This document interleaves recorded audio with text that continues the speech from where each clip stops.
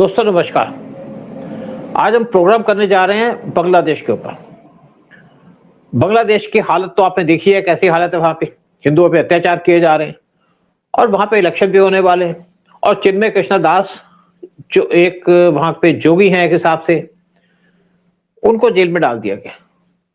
हिंदू लड़कियों को किडनैप किया जाता है, हिंदुओं को मारा जाता है और जुल्म किए जाते हैं उनके ऊपर बहुत ज़्यादा। ये वो कंट्री है जिसको हिंदुस्तान ने लिबरेट कराया था 1971 में, अपने नुकसान करके, अपने लोगों की जान गंवा करके 3000 सोल्जर हमारे मारे गए थे, लेकिन हमने उनको आज़ादी करके वहाँ से आ गए और आज वही जो बिच्छू हैं हमें काट रहे हैं। ये किसी के सगे नहीं है, ये किसी के लिए कुछ नहीं कर सकते। ये आज बांग्लादेश के अंदर हालत ऐसी हो गई कि वहाँ पे चावल हैं तो वहाँ पे स्टोव नहीं है, खाना नहीं बनता, खाने की चीज़ें नहीं है, लेकिन उनको जिहाद चाहिए। उनको JF-17 खरीदने हैं पाकिस्तान से, लेकिन अपने लोगों को रोटी नहीं दे सकते ये लोग। आप ईरान का देख लीजिएगा, ईरान के अंदर जिहादियों ने जब से कंट्रोल किया, वहां से जिस तरीके से उन्होंने लोगों को मारना शुरू किया, जिस तरीके से अपने लोगों को मार रहे हैं, और पाकिस्तान का देख लीजिए, कंट्री बर्बाद हो गई, लेकिन हिंदुस्तान के खिलाफ नफरत नहीं गई। और इसी पे चर्चा करने के बाद सर बैठे हैं शोभिक राय। शोभिक राय जी, पाकिस्तान का हालत तो देख ली, वहां बांग्लादेश की हालत देख ली आपने, कैसी हालत है, लेकिन हमारे लिए प्रॉब्लम बना हुआ बांग्लादेश। और बांग्लादेश के अंदर जिहादी भी बहुत जल्दी इंडिया के ऊपर अटैक करना शुरू कर देंगे, जैसे पाकिस्तान से मिलिटेंट आते हैं। और वहां पे हिंदुओं की हालत खराब है, लोगों की बहुत उम्मीद है गवर्नमेंट कुछ करे, लेकिन गवर्नमेंट कुछ कर नहीं पा रही, क्योंकि इंटरनेशनल लॉस होते हैं, दूसरी कंट्री में इंटरफेयर नहीं कर सकते। लेकिन बांग्लादेश में इलेक्शन हो रहे हैं और ये देख रहा है कि जमात इस्लामी इस टाइम पे ऊपर आने वाली है, यानी कि उसको और ज्यादा सीटें मिलने वाली है। और इस टाइम पे CIA, जिसने एक हब बना लिया बांग्लादेश के अंदर इलीगल एक्टिविटीज का, इंडिया को टारगेट करने के लिए, वो भी जमात इस्लामी के साथ अपने संबंध को प्रमोट कर रही है। आप इस पे अब क्या कहेंगे बांग्लादेश की सिचुएशन के बारे में और चिन्मय दास के बारे में और बांग्लादेश के जो इलेक्शन हुए उसके बारे में? नमस्ते सुध साहब, नमस्ते to all our viewers. Bangladesh का जो आपने जैसे मतलब पूरा एक मतलब बैकग्राउंड दिया आपने, बिल्कुल ही बहुत ज्यादा चिंताजनक है।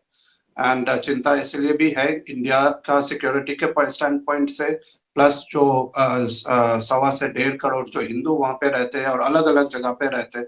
चिटागोंग एक मेन एरिया है जहाँ पे है, उनके सिक्योरिटी को लेके और उनको माइनॉरिटीज पे जो अट्रॉसिटीज वहां पे हो रहे हैं उसको लेके बहुत ज्यादा एक चिंताजनक सिचुएशन बना हुआ है। क्योंकि 2024 के जो सो कॉल्ड इन लोग का स्टूडेंट आंदोलन था, वो तो एक्चुअली स्टूडेंट तो कोई थे नहीं, वहां पे सारे इस्लामिस्ट और जमाती थे सारे। तो वो उसके होने के बाद से जो हम लोग सिचुएशन देख रहे, वो बद से बदतर ही होता जा रहा है। और मतलब the radical Islam, they are overtaking a lot of the institutes, legal system, judiciary उनका खत्म है। जो मेन यूनिवर्सिटीज थे, ढाका में यूनिवर्सिटीज है, वहां पे अभी देखने को मिल रहा है सारे स्टूडेंट सिलेक्शन सारे ये जमाती जीत रहे। फिर उसके बाद टेरर का तो अलग कैंपेन उन्होंने चला रखा है। अभी भी जो अपडेट्स आते रहते हैं कि मतलब एवरी मंथ मतलब करीबन 30 से 40 हिंदू किसी न किसी वजह से किसी न किसी चार्ज करके मारे जा रहे हैं, किसी के घर जलाए जा रहे हैं। तो बहुत ही मतलब एक टेंस सिचुएशन मतलब वहां पे बना हुआ है। और कट्टरपन मतलब बहुत ज्यादा समाज में अभी फैल गया। पहले जैसे था कि जब तक शेख हसीना थी तो ये Jamaat was banned, most of the leaders were in the jail. मगर आज का सिचुएशन ये है, वही लीडर सड़क पे घूम रहे और ये स्ट्रॉन्ग ऑर्गेनाइजेशन बन के उभरा है। और रिसेंटली तो आपने भी जैसे मेंशन किया कि अमेरिका जैसा एक so called liberal and secular country and humanity watch जिनका ऑर्गेनाइजेशंस है, they are planning, they are giving Jamaat the support to in the upcoming elections जो फरवरी के 12 तारीख को होने हैं। तो सिचुएशन ऐसा है कि इलेक्शंस अगर हुआ तो भी क्या होगा और इलेक्शन नहीं होने दिया तो भी क्या सिचुएशन होगा, क्योंकि दोनों सिचुएशन में उनका जो समाज आज बन चुका है, दैट इज रेडिकलाइज समाज वो बन चुका है। एंड वो रेडिकलाइज समाज में चाहे वो BNP आए, चाहे वो जमात आए, चाहे अगर उन्होंने अलाउ भी किया शेख हसीना के अवामी लीग पार्टी को भी, तो भी जो वहां पे जो अभी एक ग्राउंड वर्क जो एनवायरनमेंट एक बन गया है, जैसे आपने मेंशन किया, देखिए चिन्मय दास को उन लोगों ने अभी रिसेंटली एक मर्डर चार्ज में उन लोगों ने बेल रिजेक्ट कर दी। 2024 में नवंबर में जब वो अरेस्ट हुए थे, तो वो एक वॉइस बन के निकले थे, क्योंकि वो स्टूडेंट्स प्रोटेस्ट के बाद जब वो प्रोटेस्ट हसीना के खिलाफ होते होते अचानक से हिंदुओं पे चला गया और हिंदुओं के घर जलाने लग गए और हिंदुओं को मारने लग गए, तो हिंदू एकता हिंदू जागरण मंच करके एक ऑर्गेनाइजेशन बना था और एक संस्था बनी थी for the protection of the minorities, and he was, मतलब वो एक प्रोमिनेंट फिगर थे वहाँ। तो उन्होंने कुछ रैलीज किया था, मतलब ढाका में और ज्वाइनिंग एरियाज में, जहाँ पे उन्होंने हिंदुओं के खिलाफ अट्रॉसिटीज पे आवाज उठाया था। तो ये भी बैकग्राउंड एक है कि प्रभु चिन्मय दास इस्कॉन के साथ जुड़े हुए थे, तो इस्कॉन के ही मंक थे वो। फिर उसके बाद उनको इस्कॉन ने शायद इस्कॉन ने उनको हटा दिया या वो हट गए खुद ब खुद।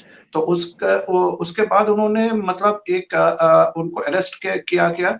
अरेस्ट तब जब किया गया था, उनको इस चार्ज में अरेस्ट किया गया था कि मतलब वहां पे तो चार्जेस कोई भी किसी को भी लगा दे सकते हो आप, तो उन्होंने लगाया चार्ज कि उन्होंने नेशनल फ्लैग का मतलब बेइज्जती किया, इसलिए उनको अरेस्ट किया गया।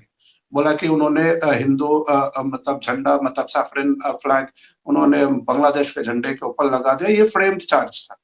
तो उसके बाद उनका जो चट्टग्राम हाई जो भी कोर्ट है उनका, वहां पे कोर्ट में उनका बेल प्ली पहले हाँ हुआ था, फिर रिजेक्ट हो गया। फिर अभी जब उनका लेटेस्ट आया हुआ है कि मतलब उनको अभी वो आंदोलन के टाइम पे एक लॉयर का मर्डर के चार्ज में उनको और नेशनल सिक्योरिटी के चार्ज में हाँ, उनको गिरफ्तार ये था सैफुल इस्लाम था, सैफुल, उसकी डेथ हो गई थी और मारा थे वहां पे जिहादियों ने और इन पे चार्ज लगा दिया और इनके साथ 39 और लोगों को इन्होंने इन पे चार्ज लगाया था, जिसमें से 13 गायब है, बाकी 26 को अरेस्ट किया हुआ है उनकी पुलिस ने। करेक्ट।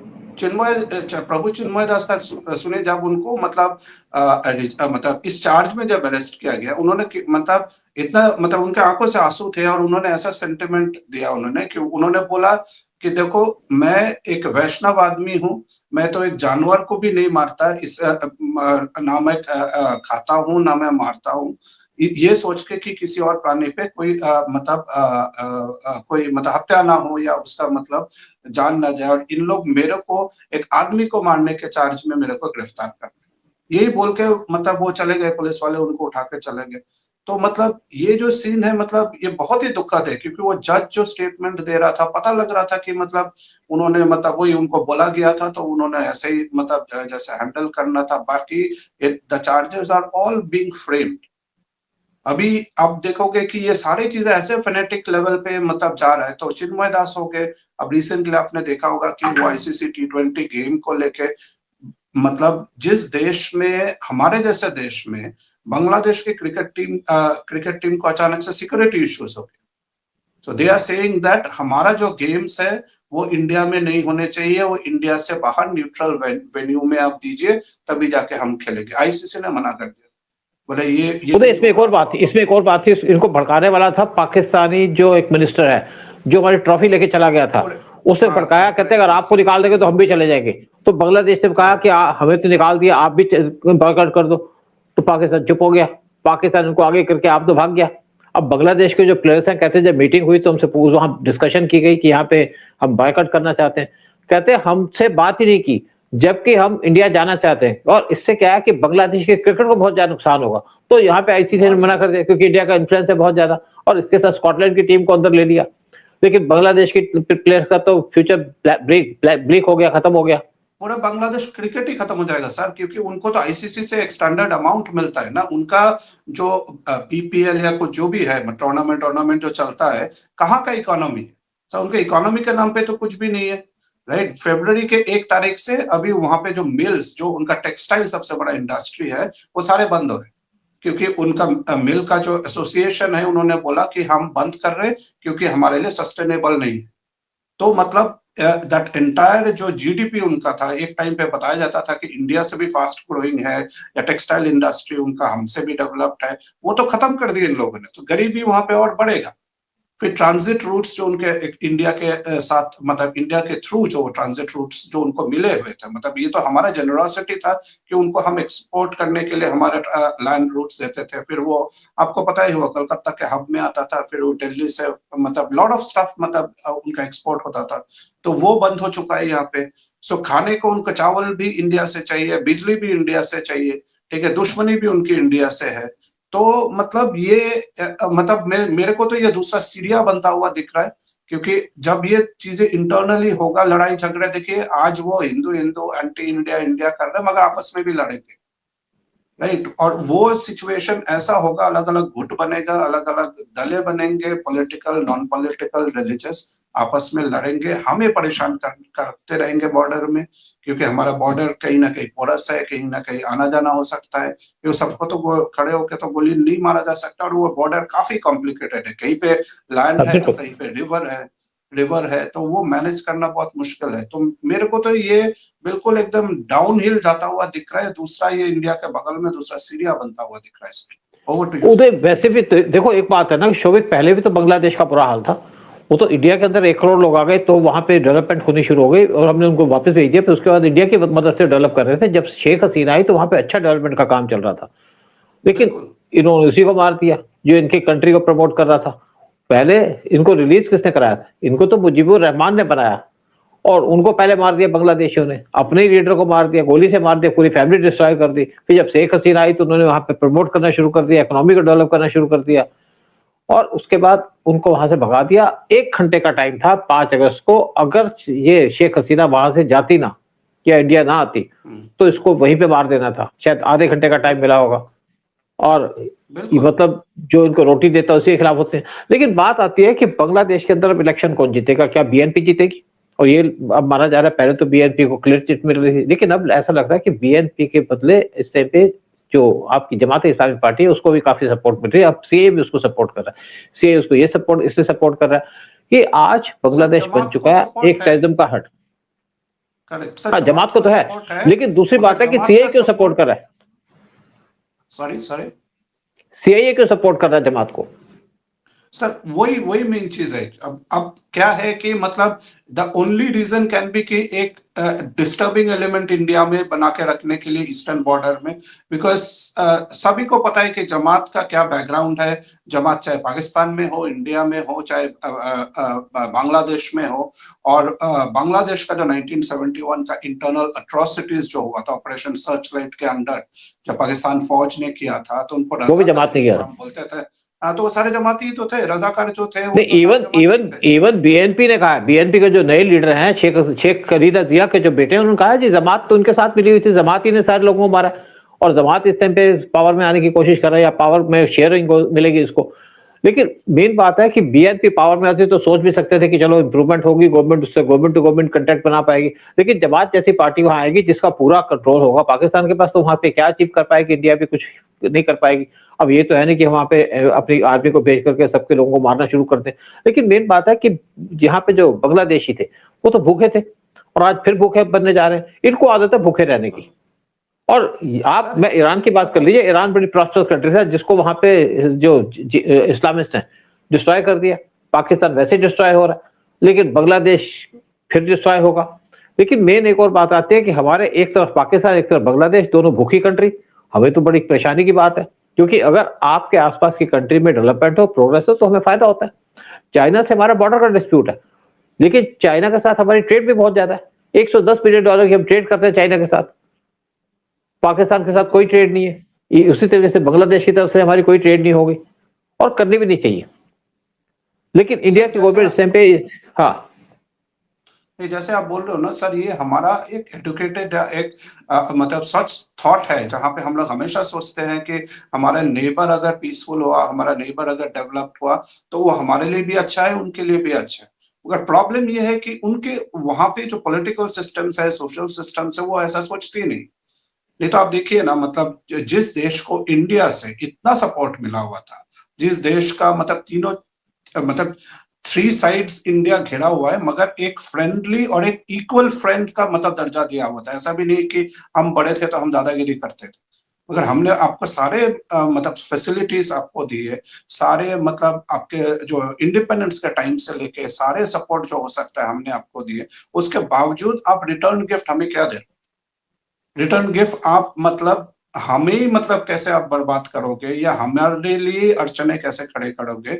तो ये जो अमेरिका जो फॉल्ट लाइन अगर बोल रहे सबके सीआईए का ऑपरेशन था, ये था, ठीक है, मगर ये फॉल्ट लाइन कौन दे रहा है? फॉल्ट लाइन तो वहां पे लोकल बंगाली मुसलमान ही दे रहे हैं ना। आज तो वहां पे कोई, पहले हम लोगों ने 71 के वार के बाद ये सुना था कि पंजाबी मुसलमान आए हुए थे तो उन्होंने अत्याचार किया, बंगाली मुसलमान और बंगाली हिंदू तो एक है, मगर वो तो है ही नहीं फिर, क्योंकि वहां पे उसके अराउंड जो उसके बाद जो है जितने राइट्स हुए वहां पे तो कोई और मतलब पंजाबी पाकिस्तानी पंजाबी मुसलमान तो थे नहीं, तो सारे तो मतलब जमाती और रजाकार सारे जो लोकल है जो बांग्ला बोलते हैं वही वाले हैं, राइट। तो फिर ये जो फोर्स है, ये फोर्स को मतलब आम आदमी आज के डेट में आज जैसे हमने बात किया ना कि जमात को अमेरिका का सपोर्ट क्यों मिल रहा है, तो मेरे दिमाग में तो सर एक ही लॉजिक आता है, क्योंकि 1971 का creation of Bangladesh was a setback, was a loss for both America and for the Jamaat, because जमात भी नहीं चाहता था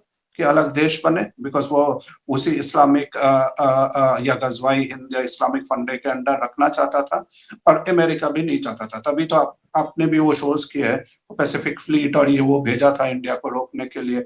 तो इंडिया ने तब जो डिसाइसिव एक्शन लिया, ये देश बन गया, तो आइडियोलॉजिकली एक जुड़ाव है ये दो संगठन, मतलब दो, एक कंट्री और जमात के इसमें कि we both oppose Bangladesh, so they will agree on that. मगर वो अग्रीमेंट कहां तक चलेगा, क्या चलेगा? देखिए मैं आपको शोभे की एक और बात बता दूं आपको, जो जमात है यहाँ पे, जो बांग्लादेश में जमात है, वो पाकिस्तान की जमात से अलग नहीं है, जुड़े हुए आपस में।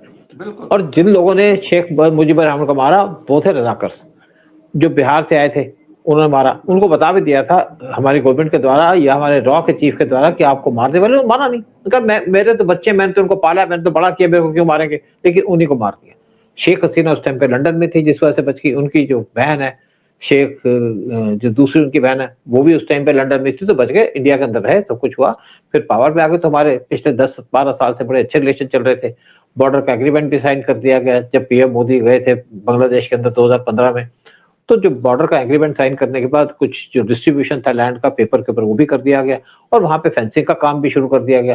लेकिन हमारी तरफ से प्रॉब्लम ये थी कि जो ममता बनर्जी बैठी है वेस्ट बंगाल के अंदर, उन्होंने लैंड नहीं दी बीएसएफ को, चलता रहा। लेकिन मेन प्रॉब्लम आई कि जो इस टाइम पे आपके मोहम्मद यूनिस है, वो भी वही आदमी थे जो पाकिस्तान को सपोर्ट करते थे, पाकिस्तान की आर्मी को सपोर्ट करते थे बांग्लादेश के अंदर। यहाँ पे इनका गोल्ड का शायद बिजनेस था, और आज वो बांग्लादेश के अंदर आकर के बैठ गए, और बांग्लादेश के अंदर आकर के हिंदुओं पे अत्याचार करना शुरू कर दिया। सारा का सारा काम किया गया मोहम्मद यूनिस के द्वारा, और मोहम्मद यूनिस सीआईए के एजेंट है, सीआईए ने उनको इंस्टॉल किया, और सीआईए आज पूरे तरीके से बांग्लादेश के अंदर प्रेजेंट है। वहां पे उनके कुछ और भी लोग आ रहे हैं सीआईए के, और यहाँ से इंडिया के खिलाफ ऑपरेशन करेंगे, इंडिया को बर्बाद करने का प्लान है। लेकिन एक बात है कि जब से आपके ट्रंप आए पावर में, तो उन्होंने एक्सपोज कर दिया है सीआईए को पूरी तरीके से कि सीआईए वो है जो हिंदुस्तान को बर्बाद करना चाहती है, हिंदुस्तान को पसंद नहीं करना चाहती। अगर देखा जाए तो पूरे वर्ल्ड को बर्बाद करना चाहती है। इसलिए आज यूरोप भी अमेरिका से दूर जा रहा है, इंडिया भी दूर जा रहा है, और जो बाकी दोस्त थे यूएस के, वो भी दूर जा रहे हैं, और ट्रंप इस टाइम पे अकेला पड़ रहा है।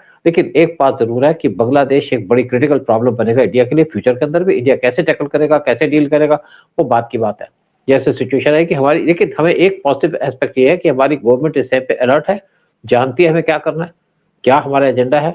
हमने पाकिस्तान को सुधार दिया, बांग्लादेश को भी सुधार देंगे, सुधरेंगे नहीं। लेकिन अब हमारा टाइम आ चुका है कि 2026 बड़ा क्रूशियल होगा इंडिया के लिए। एक तरफ पाकिस्तान, एक तरफ बांग्लादेश, क्योंकि दोनों तरफ से यहाँ पे मिलिटेंट अटैक हो सकते हैं, डिस्टर्बेंस हो सकती है, टेररिस्ट अटैक हो सकते हैं, और टू फ्रंट पे हमें अपने आप को सतर्क करके रखना पड़ेगा। हमारी एजेंसीज को स्ट्रेंथन करना पड़ेगा, हमारी आर्मी को स्ट्रेंथन करना पड़ेगा, हमारी बॉर्डर सिक्योरिटी फोर्स को स्ट्रेंथन करना पड़ेगा, सीआरपीएफ को स्ट्रेंथन करना पड़ेगा। और साथ में ये जरूरत है कि जो आपका वेस्ट बंगाल है, यहाँ पे गवर्नमेंट आए इंडिया फ्रेंडली, यानी कि शेख हसीना चाहे तो शायद हम इन चीजों को और ज्यादा प्रॉपर्ली टैकल कर पाएंगे। चलो, बहुत अच्छा लगा आपसे बात करके, और लोगों से कहेंगे कि आप अपने कमेंट्स दीजिए और चैनल को सब्सक्राइब कीजिए, वीडियो को शेयर कीजिए। जय हिंद, जय भारत। जय हिंद, जय भारत।